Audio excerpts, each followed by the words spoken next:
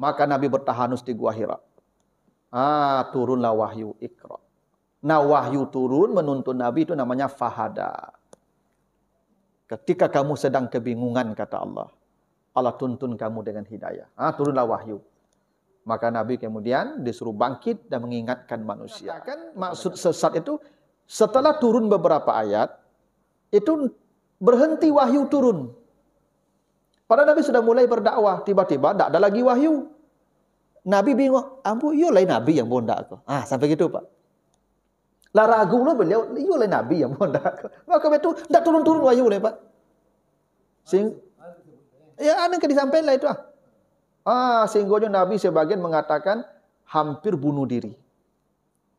Ya, hampir menjatuhkan dirinya dari tempat yang tinggi. Tapi itu riwayat yang dianggap tidak populer ya. Tapi menggambarkan betapa kacaunya Nabi ketika wahyu tidak turun. Maka turunlah surat Wadduha ini. Ma wadda'aka rabbuka wa ma qala. Jadi ini maksudnya fahada. Dengan turunnya surat Wadduha ini, engkau Nabi. Benar-benar Nabi. Turunnya surat Wadduha ini untuk mengkonfirmasi ulang kenabian Nabi itu. Karena Nabi ragu tadi. Yo Nabi enggak kok. Tak berantak turun wahyu kalau lama. Maka Allah mau olok kok. Nabi lah dibenci Tuhan. Nabi lah ditinggalkan Tuhannya. Maka turun ayat ma wadda'aka rabbuka wa ma qala. Tuhanmu tidak pernah membencimu, tidak pernah meninggalkanmu. Itu maksud kamu sesat, Allah berikan petunjuk.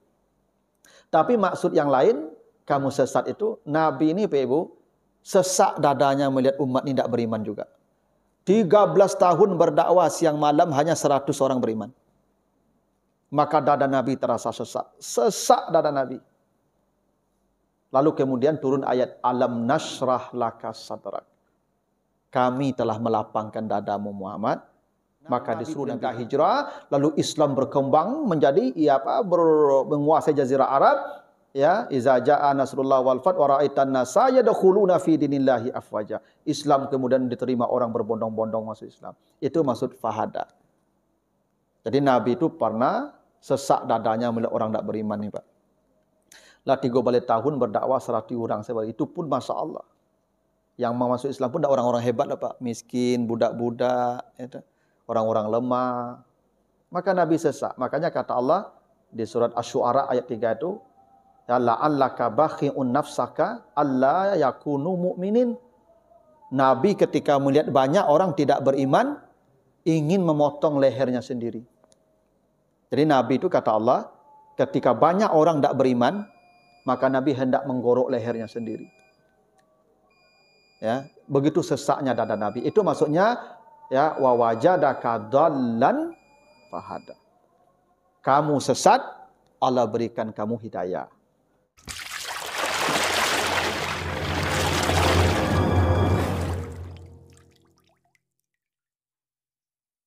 Assalamualaikum warahmatullahi wabarakatuh. Alhamdulillahirabbil alamin. Assalatu wassalamu ala asrafil anbiya'i wal mursalin wa ala alihi wa ashabihi ajmain. Bapak, ibu-ibu, kaum muslimin, jamaah salat maghrib yang dimuliakan Allah. Kembali kita bersyukur pada Allah atas segala karunia-Nya. Salawat dan salam untuk Nabi kita Muhammad sallallahu alaihi wasallam. Bapak Ibu yang saya muliakan, kita lanjutkan kembali bahasan kita masih di surat Ad-Duha. Yang terakhir kita bahas ayat yang keempat ya. Walal akhiratu khairul laka minal ula. Kata Allah, sungguh akhirat itu lebih baik untukmu daripada dunia. Sekarang kita lanjut ayat yang kelima. A'udzubillahi minasyaitonirrajim. Wala saufa yu'tika rabbuka fatardah. Dan sungguh Tuhanmu Muhammad pasti memberikan apapun yang engkau minta. Dan engkau pasti reda dengan apa yang diberikannya. Jadi ini sebuah jaminan ke Nabi Muhammad ya. Nabi Muhammad tuh kalau mau minta apa saja dikasih. Tidak akan pernah satupun permintaan Nabi itu akan ditolak oleh Allah. Fatardah. Engkau pasti mendapatkan semua yang kau minta. Itu sudah dijamin Pak. Jadi Nabi itu kalau mau meminta apa? itu Nabi tidak perlu perang. Ya Allah, tolong beriman ini semua manusia. Selesai, Pak. Tidak perlu Nabi berdarah-darah, Pak. Tidak perlu. Nabi tinggal berdoa saja, ya Allah, tolong jadikan semua orang di Makkah ini beriman. Selesai. Tapi namun Nabi tidak mau minta begitu. Kenapa? Nabi ingin mengajarkan kepada kita nilai-nilai perjuangan. Karena kebahagiaan itu pada perjuangan itu, Pak. Setelah kita berpayah-payah, berkeringat, berdarah-darah, dapat hasil, disitulah kita menemukan yang namanya bahagia.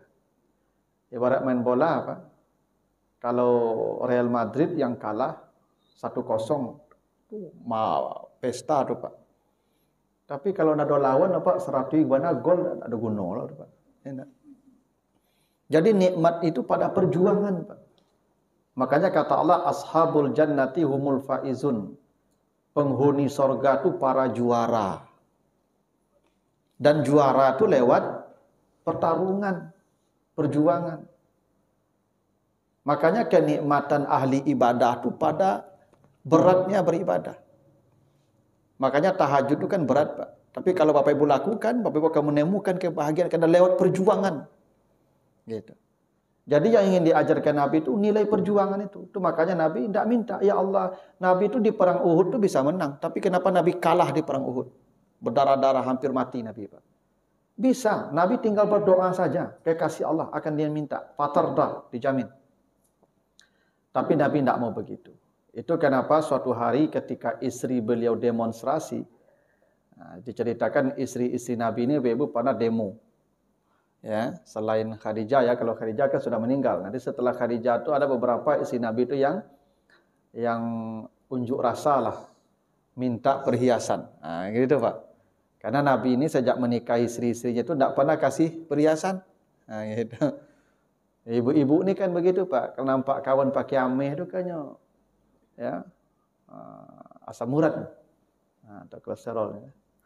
Nah, sejak dulu begitu tuh, Pak. Maksud istri Nabi juga begitu. Tidak ada dapat perhiasan. Maka istri Nabi ini ya demonstrasi minta ke Nabi, minta perhiasan. Pula seperti suami-suami yang lain mengasih perhiasan dunia ke istrinya. Maka turunlah surat Al-Ahzab ayat 28. Kata Allah, wahai Muhammad, panggil istrimu semua. In kuntunna turidnal hayatad dunya wa zinataha fata'alina. Kalian kalau ingin dunia dan segala perhiasan dunia, sini. Ya, umat kunna, tinggal pinta. Itu bukit-bukit langsung jadi emas, ambil satu orang satu bukit emas. Lalu kata Allah, usarrih kunna sarahan jamila. Setelah kau dapatkan emas itu semua, kalian saya ceraikan. Nah, itu Allah yang suruh, Pak, bukan Nabi yang hendak menceraikan istrinya. Allah yang suruh begitu. Kalau istrimu masih menuntut perhiasan, panggil mereka, pintalah apa yang mereka mau pinta, dikasih Allah langsung. Tapi setelah itu diceraikan. Itu artinya Bapak Ibu, Nabi bisa saja minta kaya, Pak. Bisa Nabi itu minta kaya, Pak. Tidak perlu Nabi itu, Pak, Masya Allah, sampai meletakkan batu di perutnya, Pak. Tidak perlu. Nabi itu kan ketika perang Khandaq, kan sahabat dan Nabi menggali parit, Pak. Ya. Ketika pasukan ya koalisi hendak menyerang kota Makkah, ya, di tahun ke-6 itu, setelah hijrah, itu sahabat Nabi itu menggali parit, yang melindungi kota Madinah, digali parit, Pak, sepanjang 12 kilo, ya, selebar 3 meter, ya, selebar 5 meter, sedalam 3 meter gitu. Jadi parit itu digali 5 meter lebarnya, 3 meter dalamnya, panjangnya 12 kilo, Pak. Orang panjang ya, apa itu, Pak, banda dikali itu, Pak. Siang malam Nabi bekerja dengan sahabat, Pak. Nah, ketika menggali parit itulah, ketika Nabi mencangkul, mengangkat linggis itu, nampak oleh sahabat batu di perut Nabi itu, Pak. Ternyata Nabi itu sering kelaparan, Pak. Hingga berhari-hari kadang perut itu tidak dicopot Nabi dari, batu itu tidak dicopot dari perutnya. Itu sunnah Nabi yang paling hebat tuh, Pak. Tidur dengan perut kosong. Itu sunnah Nabi, Pak. Ya. Nah, ini sunnah Nabi yang jarang kita tiru nih, Pak. Tidur dengan perut kosong. Awak selalu kanyang lalu dah Pak. Ya. Tak mau lalu atau nak kanyang. Kadang bacari yo martabak Mesir tengah malam dia Pak. Bacari jo bakso tengah malam dia. Ya. Padahal sunnah Nabi itu Pak, jo batu lalu paru itu Pak. Itu sunnah Nabi itu Pak. Ya. Orang mengira bid'ah itu Pak, tahlilan, ngaji 3 hari, apa namanya itu. Ya, itu bid'ah. Padahal bid'ah yang paling hebat tuh perut kenyang. Itulah bid'ah. Karena perut Nabi itu kosong sering. Begitu Pak. Itu sunnah Nabi. Nabi bisa saja Pak, seperti Maryam, minta ke Tuhan turun dari langit tuh Pak. Seperti Nabi Isa yang minta makanan kepada Tuhan, ke umatnya turun dari langit. Seperti Nabi Musa yang minta makanan untuk umatnya turun dari langit. Maryam juga begitu, turun dari langit makanan. Nabi Muhammad tuh bisa minta, ya kan, dalam rumah tuh ya Tuhan, turunlah goreng ayam, turunlah ke kalio, turun. Tapi Nabi tidak mau. Nabi tidak mau. Karena apa? Iya, karena Nabi ingin mengajarkan ke umatnya tentang perjuangan hidup. Enggak. Ya tapi begitu juga Bapak Ibu, bahwa di dunia ini banyak orang yang payah, banyak yang miskin. Nabi ingin merasakan itu. Di dunia ini kalau dikalkulasikan Pak, banyak orang miskin berorang kaya Pak. Dan Nabi ingin merasakan itu hidupnya. Ya, makanya dari kecil Nabi itu payah. Dari ketik kupalo kambing mencari piti. Nabi bisa aja turun piti itu Pak, bisa turun dirham ame itu.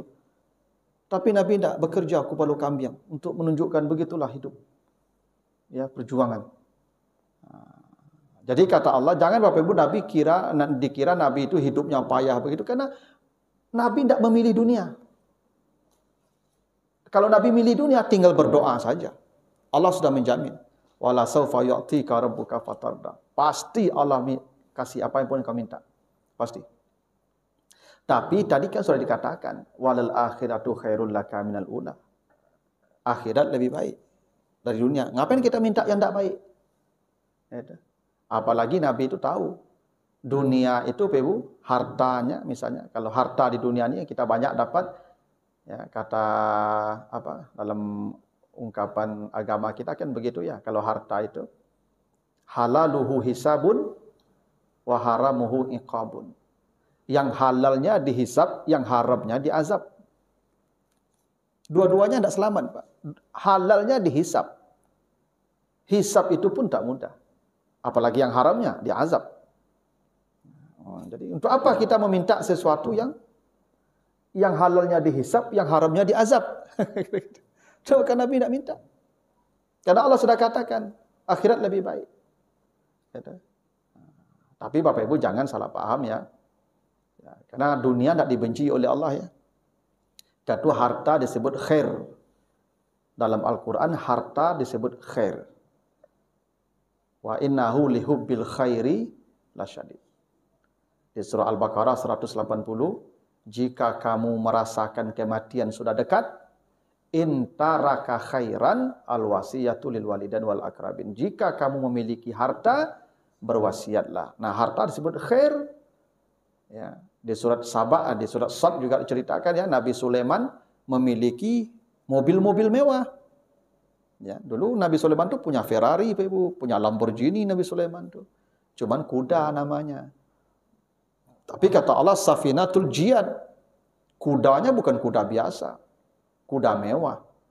Kalau larinya turbo, kalau berhentinya cakram. Kira-kira bahasa Allah ya. Safinatul Jiyad. Nah, kendaraan-kendaraan mewah Nabi Sulaiman itu dinamakan khair juga. Di surat Sad ayat 32 sampai 35 itu kata Allah, "Inni ahbabtu hubbal khair." Kata Sulaiman, saya cinta dengan kendaraan mewah saja. Nah, kendaraan itu disebut khair. Khair itu artinya baik. Khair itu baik.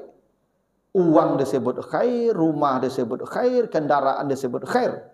Artinya apa? Agama tidak mencela harta, tidak mencela dunia. Karena itu disebut khair. Tapi dapatkan dengan cara yang baik, pergunakan untuk kebaikan. Itu. Kalau tidak, itu yang tadi itu, hisabnya berat, azabnya berat. Gitu kan. Itu kenapa Nabi tidak memilih dunia. Ya, padahal Allah sudah menjamin wala saufa yu'tika rabbuka fatarda. Sebenarnya nabi-nabi itu Pak kalau minta dunia semua bisa. Nabi-nabi itu kan kekasih-kekasih Allah.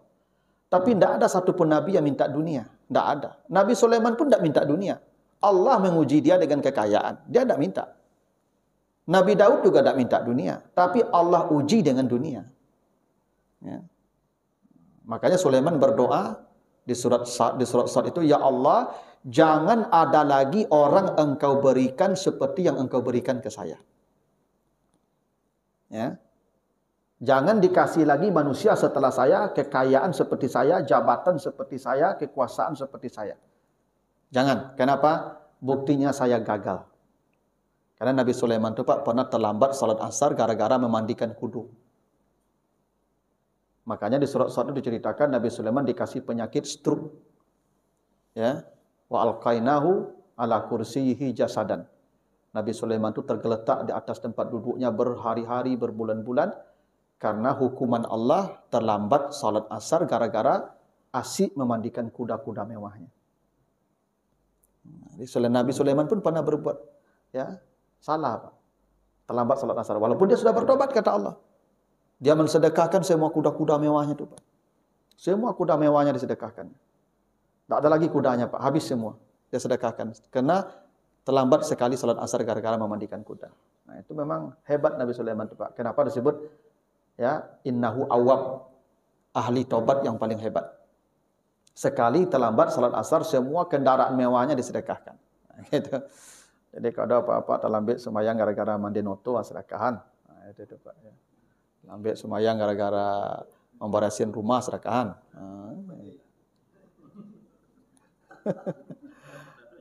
Ya memang model itu Pak. Ya, karena menyuci oto terlambat kan sedekahan oto tu lain. Gitu. Itu Al-Quran mencontohkan begitu Nabi Sulaiman. Itu kenapa disebut innahu awwab. Apa?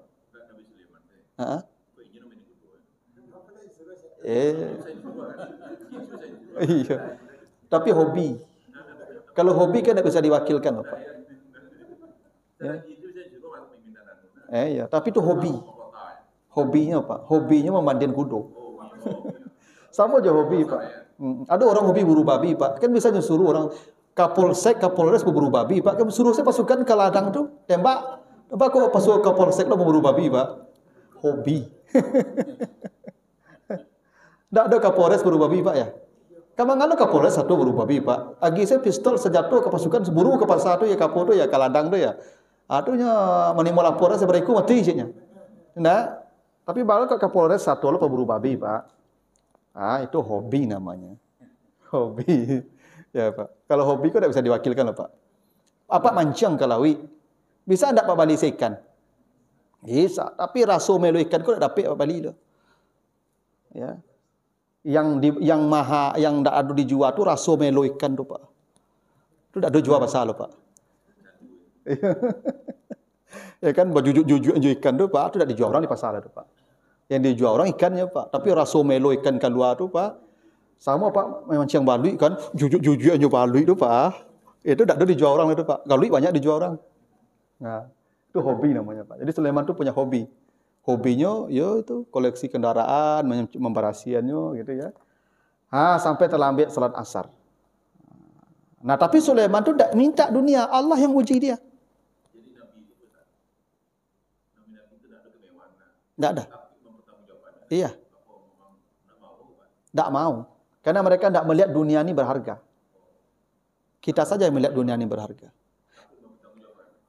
Takut iya. Karena nabi-nabi itu kan paling dulu masuk surga dan tidak ada hisabnya. Yang kedua memang rohani mereka tinggi. Sehingga dunia ini tidak bernilai Pak. Beginilah. Kalau di hati bumi kau ada kek. Iku harato kau rumah gadang, oto, rancak. Kan Coba Pak naik pesawat. Take off, lah mulai ketik. Tambah tinggi, lah mulai hilang. Tambah tinggi, hilang. Lah di hati awan apa? Tak nampak rumah tadi le. Tak nampak oto tadi le Pak. Begitulah rohani kita Pak. Makin tinggi rohani kita, yang di bawah dunia ini makin tak menampak. Orang yang makin dekat dengan dunia, makin cinta dengan dunia, dunia makin bernilai di mata dia. Bila dia sudah terbang rohaninya Pak, ke atas, maka dunia tidak tampak lagi nilainya. Sama seperti kita naik pesawat tu Pak. Begitu. Maka para pecinta dunia melihat dunia ini berharga. Tapi para pecinta Tuhannya, yang dia mengangkat rohaninya tinggi ke atas, maka dunia tidak akan nampak berharga. Persis seperti itu Pak. Nah, jadi semakin dekat kita dengan dunia, maka dunia semakin besar di mata kita. Nabi itu enggak, Nabi itu rohani tinggi. Makanya dunia tidak penting bagi mereka. Tidak ada nilai dunia bagi mereka seujung kuku. Maka mereka kehilangan dunia tidak akan menangis Pak. Tidak akan kecewa mereka kehilangan dunia para Nabi itu Pak. Tidak. Maka konon ceritanya Pak, Nabi Ibrahim itu punya kambing sekian banyak. Datang orang berkata, banyak sekali kambingmu Ibrahim. Bukan, titipan Allah. Kamu mau? Bacalah tasbih 100 kali, ambil sepertiga. Iya, baca. Subhanallah 100 kali, ambil sepertiga katanya. Mau lagi? Baca 100 kali lagi, ambil sepertiga lagi. Iya, baca, ambil. Mau lagi semua? Baca 100, ambil semua Pak. Begitu Nabi Ibrahim itu begitu Pak. Karena Nabi-Nabi itu tidak melihat dunia ini berarti. Kita saja. Makanya dunia disebut dunia. Dunia itu hatinya rendah. Kemarin kita bahas kan. Kenapa Allah mengatakan khairul laka minal ula, kenapa tidak khairul laka minad dunia? Karena dunia itu hatinya rendah, hina. Ya, tidak bernilai, itu namanya dunia, dikata dana. Dunia disebut dunia karena tidak bernilai. Tidak ada harganya Pak. Buktinya apa? Kalau tiba tsunami gini apa lari tak katakan tu apa itu. Sayolah kamu. Bukti tak beragu suana tu Pak. Kalau datang tsunami gini lah gampu dak takkan lagi rumah dapat itu takkan lagi tu tempat lari itu. Itu bukti tak bernilai kan? Nah, itu. Ada masanya ketika apa akan mati besok, makanya manusia ketika akan mati ingin mensedekahkan semua harta. Kenapa? Karena ketika akan mati itu tak bernilai dunia kali. Karena dia sudah akan terbang menghadap Tuhannya. Rohnya akan segera menghadap Tuhannya. Maka ketika itu dunia tidak ada nilainya. Makanya kata Allah ketika manusia hendak mati itu, mereka minta tunda sedikit waktu, fa'asaddaka untuk mensedekahkan semua asetnya. Karena dia tidak melihat lagi itu penting. Nah sekarang bagi kita penting Pak. Karena kita masih cinta dengan dunia. Gitu. Nah maka nabi-nabi itu tidak. Nabi-nabi itu dunia bagi mereka tidak penting. Tidak ada nilainya. Ya. Makanya Nabi Muhammad ketika meninggal katanya, di rumahnya hanya tinggal beberapa potong roti dan beberapa biji korma. Hanya itu. Itulah kenapa nabi-nabi tidak mewariskan harta. Makanya pewaris nabi itu hanya para ulama. Ya. Para ulama itu kan artinya orang berilmu kan. Kalau para ulama ahli waris nabi, berarti warisan nabi hanya ilmu. Ya Pak ya? Kan kata nabi, para ulama pewaris nabi. Kalau para ulama pewaris nabi, berarti warisan nabi ilmu. Berarti yang mengambil ilmu, berarti dia telah mengambil warisan nabi. Kira gitu Pak. Karena nabi tidak meninggalkan dirham dan dinar, tapi yang ditinggalkan nabi itu adalah ilmu.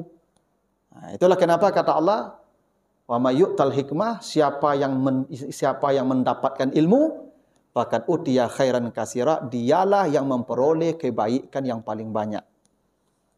Jadi bukan yang dapat harta, dapat jabatan, tak. Siapa yang dapat ilmu, kata Allah, dialah yang mendapat kebaikan yang paling banyak. Karena dia telah mengambil warisan para nabi. Ilmu. Itu makanya beruntunglah Bapak Ibu punya anak cucu yang cinta dengan ilmu Pak. Beruntunglah. Kalau ada Bapak Ibu punya harta, hak aset yang banyak, habiskanlah. Untuk anaknya menjadi ahli ilmu. Karena itulah kebaikan yang banyak ada di situ. Bukan pada harta. Itu alasannya kata Allah tadi, Allah pasti memberimu ya apa yang kau pinta dan engkau pasti reda dengan apa yang diberikan Allah kepadamu. Lalu kata Allah, alam yajidka yatiman fa'awa. Bukankah dulu kamu didapatkan Tuhan dalam keadaan yatim, lalu dia memberikan tempat untukmu. Nah, dulu kan Nabi lahir dalam keadaan yatim, bapaknya sudah mati. Ya, waktu 2 bulan dalam kandungan ibunya. Lalu kemudian ibunya pun mati pula. Lalu ketika Nabi lahir, diasuh oleh Halimah. Ya, lalu diserahkan ke kakeknya sampai usia 8 tahun. Diasuh oleh pamannya. Itu bentuk awa namanya. Allah berikan tempat, walaupun lewat manusia. Tapi Nabi tidak terlunta-lunta. Ya. Tapi nabi yatim itu memang disetting Allah. Gini, nabi itu kan jadi nabi, jadi rasul, jadi panutan, contoh sampai hari kiamat. Ketika bapaknya sudah menunaikan tugasnya, artinya ibunya sudah hamil, bapaknya dicabut Allah, diambil, mati. Bakok betul kok panjang umur bapaknya, kok beradiknya kok. Ya adik nabi kok lecon nabi perangai Pak. Kok Abu Jahal, Abu Lahab, kacau tu Pak. Ya tu. Misalnya adik nabi kok perangainya dah selesai loh Pak. Ya tu. Makanya bapak nabi diambil tu, ya, ketika sudah tugasnya selesai. Karena supaya tak beradik lah Nabi begitu Pak. Kan bisa jadi tak beradik lah Nabi kan. Lalu ketika sudah berkumpul sama ibunya diambil lagi. Ya kan supaya nanti ibunya tak menikah pula. Nanti punya saudara lagi kan. Sudah diambil. Tugas sudah selesai. Maka diasuh oleh Halimah. Lalu diasuh oleh kakek. Tapi itu menarik Bapak Ibu ya. Nabi itu dalam keadaan yatim. Ya, lalu diasuh oleh Halimah. Halimah itu wanita yang lembut dan santun sampai usia 6 tahun diasuh, dan itu yang menanamkan nilai-nilai kelembutan pada Nabi, Halimah tadi. Ya, jadi wanita yang santun itu perlu. Anak-anak Bapak Ibu kalau ingin santun memang perlu Halimah. Tak bisa Bapak Ibu berharap anak-anak santun kalau dididik tak dengan Halimah, dengan kesantunan. Ya, kalau di hari gadang saya anak kau tadi karih jiwanya Bapak Ibu. Maka perlu Halimah di rumah tu. Ya, kalau nak ada Halimah, ya kan misalnya ada sibuk Ustaz dan karajo loh. Ya nak lebih cari Halimah. Yang kalibernya Halimah, yang terdidik, yang santun tu yang mendidik anak awak. Kalau nak ada Halimah, dapat tambahlah Halimah tu namanya. Cari Halimah baru. Ya kalau nak amu ibu jadi Halimah kan tu bertambah Halimah cik lain namanya Pak. Ya. Apa nak menyuruh apa-apa lah kan. Ya.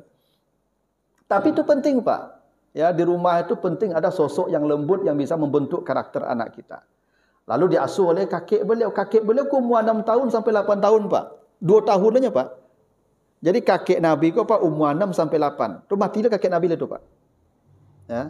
Ini menjadi pelajaran juga Bapak Ibu, cucu dengan kakeknya dari 6 sampai 8. Tak boleh dari ketek cucu kau je kakek. Ya Pak, kalau dari ketek je kakeknya Pak, agak rusak cucu kau Pak. Apa kakek kau, ya nenek kau agak rusak mendidik. Cucu kau kalau salah, nyobela taruh di kakek kau. Ya Kak? Tak ada kena salah lah kat nenek kau. Apa yang dipinta harus dapat Pak. Tak bisa tidak loh Pak. Itulah pengaruh kakek je nenek kau kalau mendidik, salah didik. Itu. Tapi kalau umur 6 tahun, anakku ingin baca cerita Pak. Anak punya kesempatan baca cerita, kok kakek dia dah pensiun. Kalau apa tak bisa cerita, lepaknya panik. Ya kan? Kalau japa Pak malam-malam misalkan minta cerita, Pak, cerita Pak. Cerita lalu panik, lalu serang lain ada Pak. Tapi kalau jawab kakek kayaknya banyak waktunya baca cerita, lah pensiun. Tu anak-anak umur 6 tahun kan senang bercerita Pak. Tu makanya dengan kakek Nabi itu 2 tahun. Habis itu kakek paman lagi Abu Talib. Paman Abu Talib kok miskin, Pak. Miskin. Yang paling kaya tu Abbas, Haris tu paling kaya, tapi yang paling miskin Abu Talib. Tapi kakek Nabi ndak jo Abbas, Nabi dibesarkan lo, jo Abu Talib yang miskin. Bakok ni miskin mendidik Nabi, Pak. Karena Nabi ku kan jadi pemimpin umat.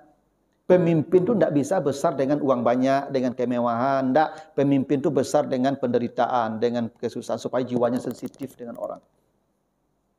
Biasanya anak-anak Pak kalau jo piti banyak dari ketek cenderung kasar perasaannya. Tapi kalau orang yang menderita dari ketek Pak, nya sensitif. Sensitif Pak. Nya tahu susah dari ketek. Maka Nabi itu dari ketek itu susah Pak. Sehingga Nabi dari ketek itu kebalu kambing itu Pak. Nah, tapi ada rahasia Pak, Nabi kok kebalu kambing Pak. Kan banyak unta, banyak jawin nak. Nabi-nabi itu banyak kebalu kambing Pak. Ya, Nabi Ibrahim kebalu kambing Pak. Nabi Musa kebalu kambing. Nabi Syuaib kebalu kambing, ya tak? Nabi Muhammad kebalu kambing. Jadi nabi-nabi itu banyak yang kebalu kambing sebelum jadi nabi itu, Pak. Bakok kebalu kambing nabi-nabi itu banyak, Pak. Kerana nabi-nabi kok kebalu orang, Pak. Nah, sabalun mengubalun orang, latihan ke kambing dulu gitu. Nah, sebab mau urus orang kok hampir sama, Pak, yang mau urus kambing. Iya.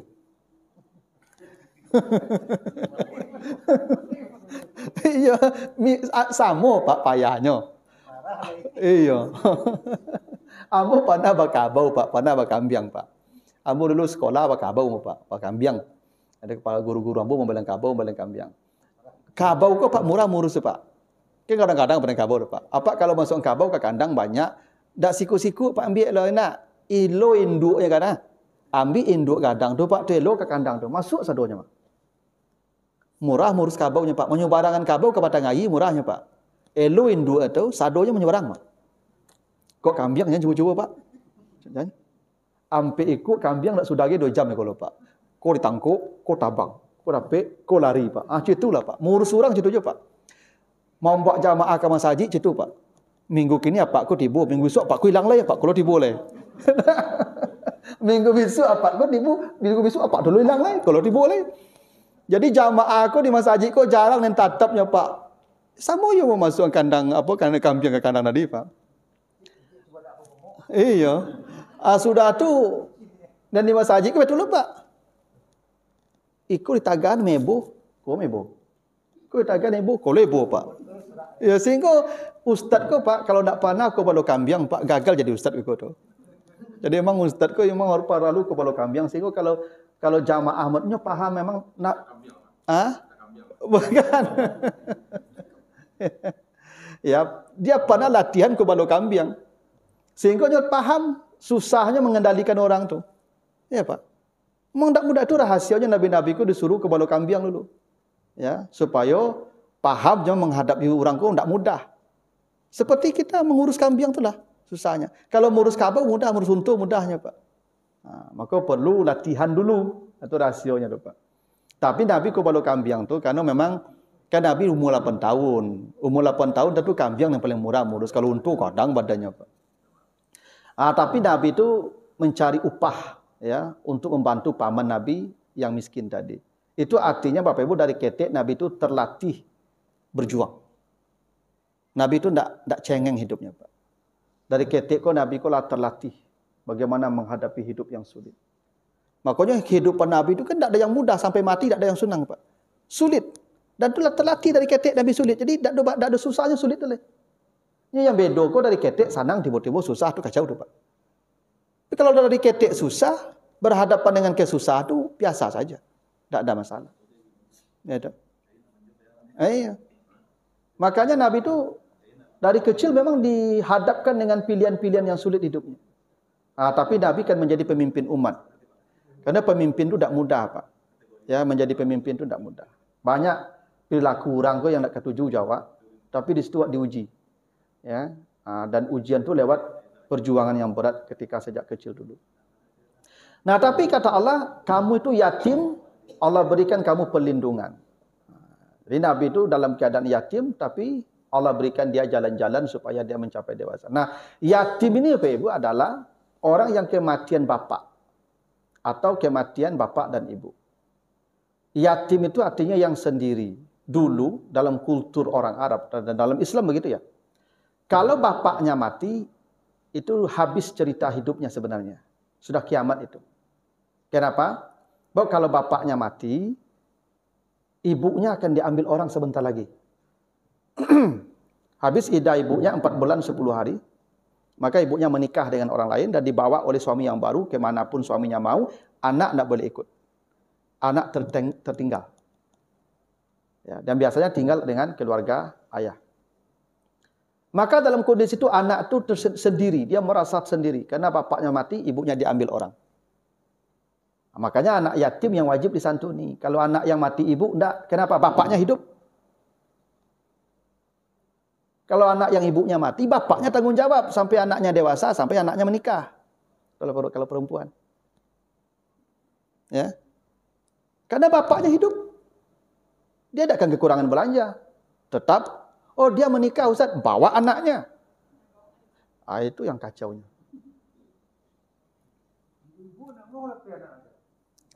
Itu cari duit itu Pak. Kalau cari mati kan kalau kamu tidak kamu lapar Pak. Ya, kalau dia mati istrinya anak bersama dia. Saya kalau istri saya meninggal, anak saya tanggung jawab saya Pak. Saya bawa Nanti saya menikah lagi, tidak apa-apa. Kan istri yang baru saya tanggung jawab juga. Anak saya tanggung jawab juga. Andai anak saya dimarahi sama istri saya yang baru, saya bisa memarahi istri saya. Kau kalau tidak bisa akur jangan ambo, paisiko. Mau ganti lah yang baru. Itu Pak. Itu ya betul. Ambo punya kuasa Pak. Ambo punya kuasa. Bisa mengatur semua. Tapi kalau istri ambo mati, dibuat istri ambo, anak ambo, istri ambo. Menikahnya dengan laki-laki, tangan anak ambo, tanpa anak ambo, jaga. Hanya bisa dilakukan istri ambo Pak. Murid dado. Itu makanya Bapak Ibu dalam Islam kalau mati ayahnya, anak ini diambil oleh saudara ayahnya atau kakeknya seperti Nabi Muhammad. Ya. Mati Abu Abdullah diambil kakek. Mati kakek diambil paman. Tidak di keluarga ibu. Karena anak itu milik ayah. Karena kami ini petani, ibu sawah. Tanaman milik petani. Sawah hanya menumbuhkan saja. Ini yang kadang-kadang kita tidak menjalankannya dalam konteks kita di Minangkabau ini Pak. Ya.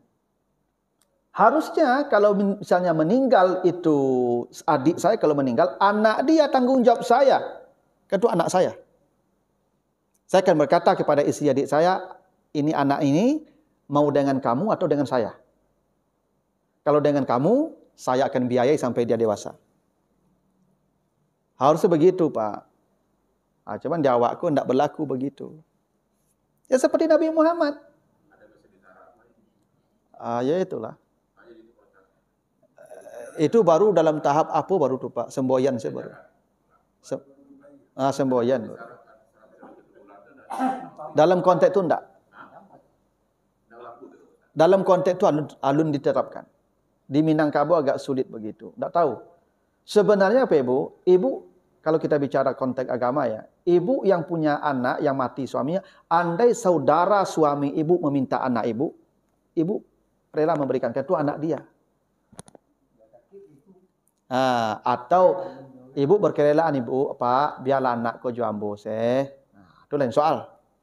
Tapi yang saudara suami ibu harus menawarkan diri untuk mengambil anak ibu. Seperti Nabi Muhammad, diasuh oleh kakek, mati kakek, pindah ke paman.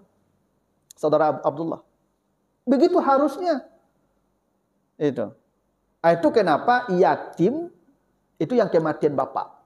Karena orang kalau kematian bapak, kiamat sudah hidupnya. Bapak sudah tidak ada lagi yang akan melindungi, yang kasih nafkah. Ibu pun diambil oleh orang lain.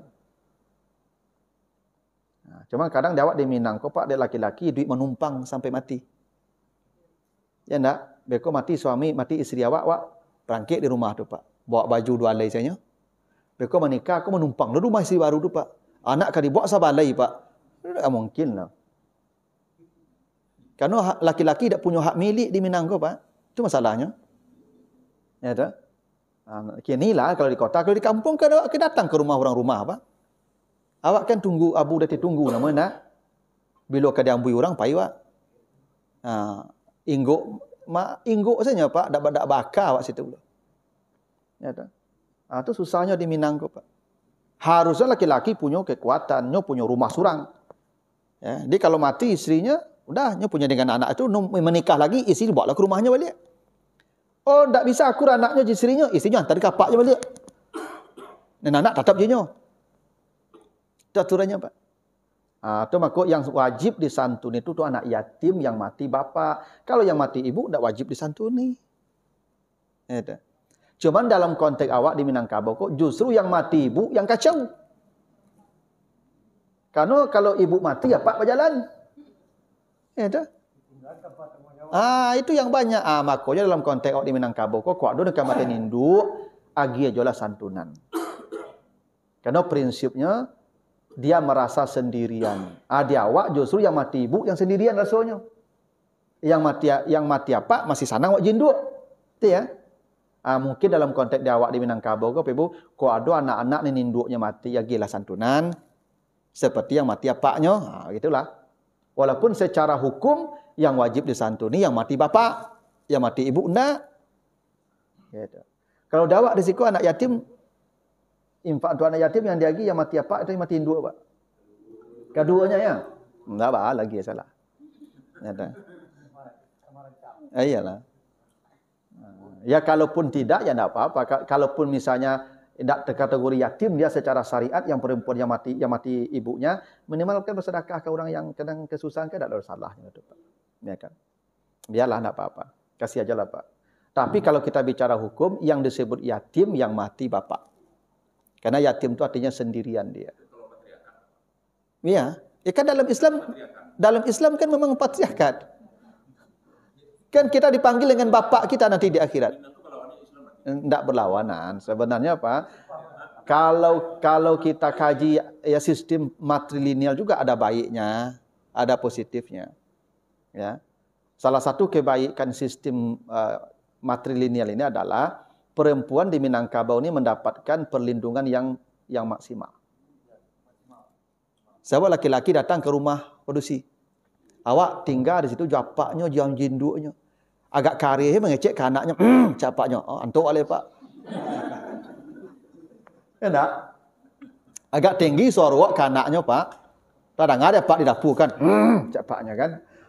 Atau dunak kecil itu. Ya tahu? Nya dilindung dapat 24 jam. Ya kan anak dah boleh bawa anaknya jinyo. Pak menumpang selupa tu dah mungkin kari-kari ngeceknya kan anaknya, jangan kamen tampar kamen lapak kan anaknya Pak. Tapi kalau dibawa anaknya ke tampi awak, di situlah perempuanku banyak yang tertekan. Gitu Pak. Ya, kalau dapat suami yang tidak ideal. Kalau yang ideal kan tidak masalah. Yang tidak ideal, suamiku kasar Pak, melapak, mentapuk di rumah kan. Nah, saya akan melindungi Pak. Tak ada lah, paling menangi dia kan. Tapi kalau dah ke apaknya, ya kan? Itu tadi. Ya. Akan ada contohnya matrilineal tu Pak. Itu makanya di Minangkabau kok Pak, kekerasan terhadap perempuan tu minim. Ya, kekerasan KDRT di Minangkabau kok Pak. Entah kalau di kota-kota ya, yang memang hidupnya sudah berbeda dengan kultur di kampung-kampung. Kalau di kampung Pak, tak ada KDRT lah Pak. Ya bakal KDRT awak lalu menumpang, makan menumpang, ke sawah menumpang, itu. Kan awak nak bawa sawah ke rumah ada Pak. Sawahnya punya. Awak mencangku saja Pak, menanam saja. Iya, rumah lah dibuatnya. Tapi lalu dan sedianya. Kan kena berang-berang ke rumah dulu Pak. Berang-berang kan nyusi soal langsung lah. Aduh makanya ada juntungnya Pak. Tak seluruhnya buruk loh Pak. Ya, ada baiknya juga. Makanya jarang-jarangnya Pak. Ya, perempuan di Minangkabau kok di zaman dulu ya, yang mendapat kekerasan dari suami itu jarang. Nah, ada proteksi yang luar biasa dalam sistem matrilineal itu. Ya. Tapi dalam konteks sistem orang Arab ya, apalagi sampai sekarang begitu ya, kan Islam memang patrilineal kan. Memang yang disebut yatim itu yang mati bapak. Karena itu kalau mati bapak, anak dibawa oleh saudara bapak atau oleh kakek. Nah, jadi kalau saya mati, anak saya nanti bapak saya yang ambil. Atau saudara laki-laki saya. Dia yang bertanggung jawab nanti itu. Ya, seperti anak dia.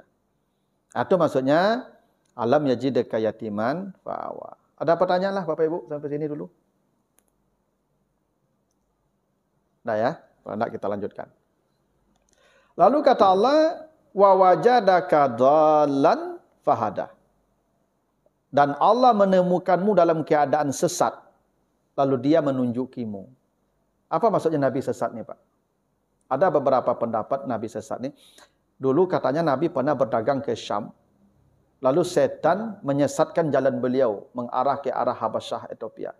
Lalu malaikat kemudian meluruskan jalan kembali. Itu satu pendapat. Dalam tafsir Al-Baghawi disebutkan begitu.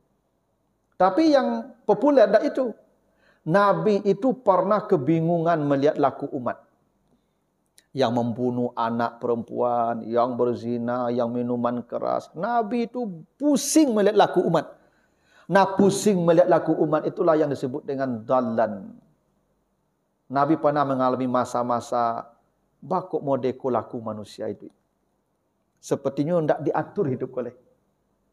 Karena itu dia meminta ke istrinya, Nabi meminta ke Khadijah untuk ya diizinkan bertahanus di Gua Hira. Nabi ingin menyendiri. Rasanya tidak kehidupan kok seperti itu. Kacau balau Pak. Kacau balau. Tidak ada yang bisa dipacik le Pak. Tidak ada lah. Ya kan? Lah bingung awak Pak. Bingung.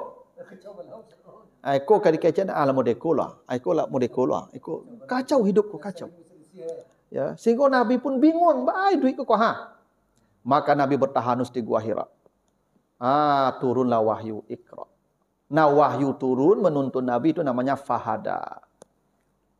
Ketika kamu sedang kebingungan kata Allah, Allah tuntun kamu dengan hidayah. Turunlah wahyu. Maka Nabi kemudian disuruh bangkit dan mengingatkan manusia kepada jalan yang lurus. Itu fahada. Ada yang mengatakan maksud sesat itu setelah turun beberapa ayat, itu berhenti wahyu turun. Padahal Nabi sudah mulai berdakwah, tiba-tiba tak ada lagi wahyu. Nabi bingung, ambu, yo lain Nabi yang bondak aku. Sampai gitu Pak. Lah ragu lo beliau, yo lain Nabi yang bondak aku. Maka betul, tak turun-turun wahyu le Pak. Ya ada yang disampaikan lah itu. Sehingga Nabi sebagian mengatakan hampir bunuh diri. Ya, hampir menjatuhkan dirinya dari tempat yang tinggi. Tapi itu riwayat yang dianggap tidak populer ya. Tapi menggambarkan betapa kacaunya Nabi ketika wahyu tidak turun. Maka turunlah surat Wadduha ini. Ma wadda'aka rabbuka wa ma qala. Jadi ini maksudnya fahada. Dengan turunnya surat Wadduha ini, engkau Nabi. Benar-benar Nabi. Jadi turunnya surat Wadduha ini untuk mengkonfirmasi ulang kenabian Nabi itu. Karena Nabi ragu tadi, ambu yo Nabi enggak kuala, tak berandat turun wahyu kalau lama. Maka Allah mau olok kau, Nabi lah dibenci Tuhan, Nabi lah ditinggalkan Tuhannya. Maka turun ayat ma wadda'aka rabbuka wa ma qala. Tuhanmu enggak pernah membencimu, enggak pernah meninggalkanmu, enggak pernah membencimu. Itu maksud kamu sesat, Allah berikan petunjuk. Tapi maksud yang lain, kamu sesat itu Nabi ini Pak Ibu sesak dadanya melihat umat ini tidak beriman juga. 13 tahun berdakwah siang malam hanya 100 orang beriman. Maka dada Nabi terasa sesak. Sesak dada Nabi. Lalu kemudian turun ayat alam nasrah laka sadrak. Kami telah melapangkan dadamu Muhammad. Maka disuruh Nabi hijrah. Nabi perintah hijrah, lalu Islam berkembang menjadi menguasai jazirah Arab. Ya, iza jaa nasrullah wal fath wa ra'aitan nasa yadkhuluna fi dinillahi afwaja. Islam kemudian diterima orang berbondong-bondong masuk Islam. Itu maksud fahada. Jadi Nabi itu pernah sesak dadanya melihat orang tak beriman nih Pak. Lah 3 balik tahun berdakwah 100 orang sebab itu pun Masya Allah. Yang mau masuk Islam pun tak orang-orang hebat lah Pak. Miskin, budak-budak, orang-orang lemah. Maka Nabi sesak. Makanya kata Allah di surat Asy-Syu'ara ayat 3 itu, ya la'allaka bakhi'un nafsaka alla yakunu mu'minin. Nabi ketika melihat banyak orang tidak beriman, ingin memotong lehernya sendiri. Jadi Nabi itu kata Allah, ketika banyak orang tidak beriman, maka Nabi hendak menggorok lehernya sendiri. Ya, begitu sesaknya dada Nabi. Itu maksudnya ya wa wajadaka dhallan fahada.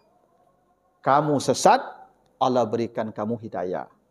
Jadi sesat itu bukan berarti dia menyembah berhala, enggak.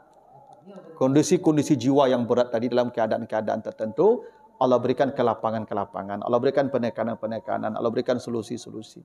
Itu maksud fahada. Baru sampai ayat yang ke-6 baru Pak Ibu ya. Ayat yang ke-7 ya. Nanti ada beberapa ayat lagi, mudah-mudahan selesai di pertemuan berikutnya. Begitu dulu Pak Ibu, karena sudah Isya. Lebih kurang mohon maaf. Subhanakallahumma wa bihamdika asyhadu an la ilaha illa anta astaghfiruka wa atubu ilaika. Wassalamualaikum warahmatullahi wabarakatuh.